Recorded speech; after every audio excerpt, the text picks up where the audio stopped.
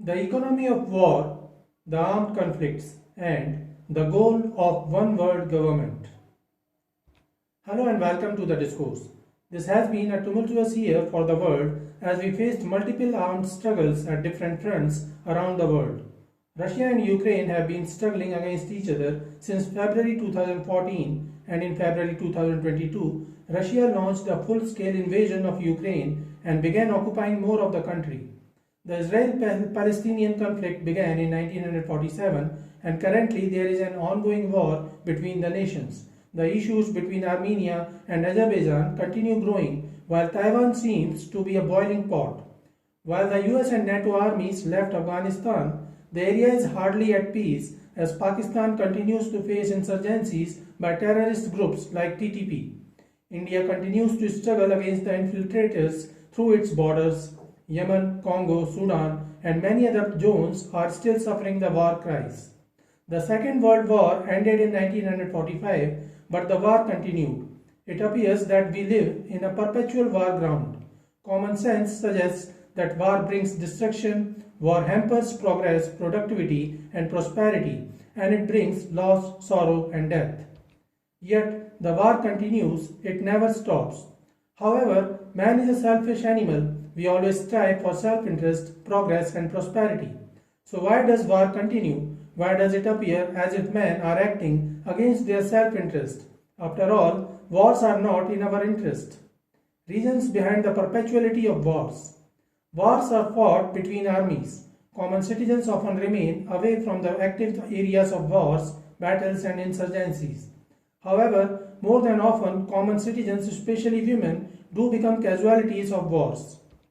But the moderator that controls armies, the machines of wars, is the state government. Hence, Herman Hoppe, in his essay on centralization, decentralization and self-defense, explains the government as states, regardless of their constitution, are not economic enterprises.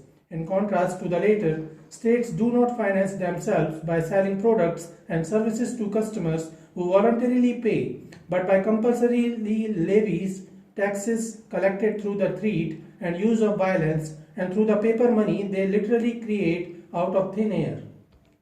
Significantly, economists have therefore referred to the governments, that is the holders of state power, as stationary bandits. Governments and everyone on their payroll live off the loot stolen from other people. They lead a parasitic existence at the expense of a subdued host population. The government is a legal stationary bandit that considers it is their right to rob citizens through levies, taxes, inflation, the hidden tax, and other means. Being stationary or permanent, the government intends to increase the base of its loot and always try to increase its tax revenue and further increase its spending by issuing more paper money. The larger the loot, the more favors they can do for themselves, their employees, and their supporters through freebies like free electricity, free ration, subsidized LPG, houses, toilets, and so on. However, there is a limit to increasing the taxes. The government has to be careful not to burden the hosts whose work and performance make their parasitic existence possible so much that the latter stop working. On the other hand, they have to fear that their hosts, and especially the most productive among them, will migrate from their dominion, territory, and settle elsewhere. This gives birth to the tendency towards territorial expansion and political centralization. With this, states succeed in bringing more and more hosts under their control and making it more difficult for them to immigrate to foreign territories. This is expected to result in a larger amount of loot, and it becomes clear why the end point of this process, the establishment of a world state, while certainly desirable from the standpoint of the ruling gang, would by no means be a blessing for all of mankind, as is often claimed. Because one cannot immigrate from a world state, and hence there exists no possibility of escaping state looting by emigration. It is therefore to be expected that with the establishment of a world state, the scope and extent of state exploitation indicated, among other things, by the level of state income and expenditure, by monetary inflation, the number and volume of so-called public goods and persons employed in the public service will continue to increase beyond any previously known level. And that is certainly not a blessing for the host population, and that has to fund this state superstructure. This is the reason why various centralized groups, including the European Union, BRICS, NATO, UNO, World Bank, and their counterparts, come into existence. Every superpower tends to increase its base, and the whole world under a single power structure appears to be the goal. This is the reason for the conflict between the EU, the USA, Russia, and China. The same is the case with the Israel-Palestine struggles, as the Western powers continue to support Israel in the hope of having a controlling hand in the Middle East. This is the reason why in 1948 the state of Palestine was divided in such a haphazard manner, and the same was done in the Indian subcontinent that resulted in East and West Pakistan and India. The West hoped to have an invisible command over the Indian subcontinent, which it has to some extent. The West, the US, Britain, Germany, and other governments continue to interfere, hamper, and topple governments worldwide in the name of the war on terror or the spread of democracy and others. It is worth noticing that these Western governments are excessively liberal to their own citizens. While the foreign policy of the West is so aggressive, supremacy of dollar, territorial expansion requires wars between rival gangs of stationary bandits, but the conduct of war requires means, economic resources, and bandits do not produce anything. They parasitically draw on the means produced and provided by others. They can influence the overall volume of production and the size of their own loot indirectly, however, through the treatment of their host population.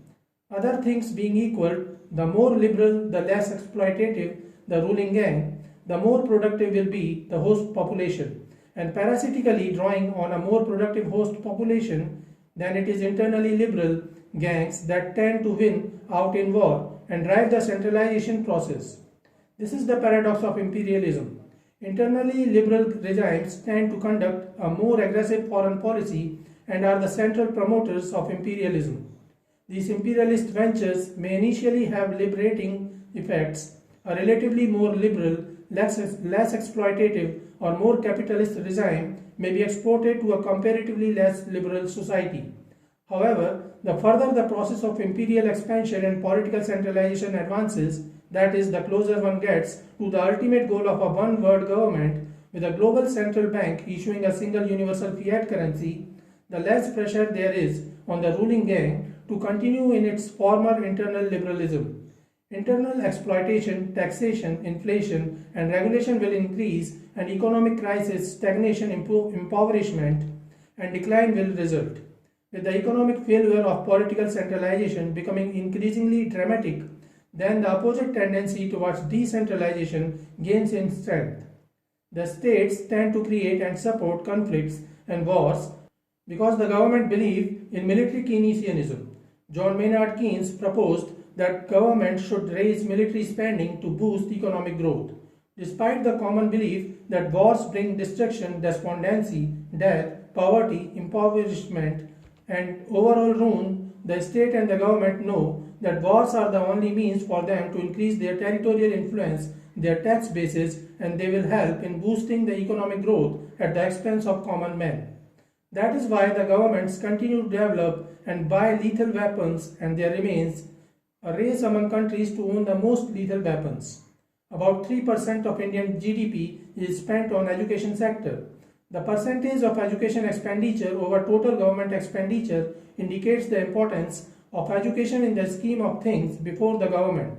The percentage of education expenditure of GDP expresses how much of people's income is being committed to the development of education in India.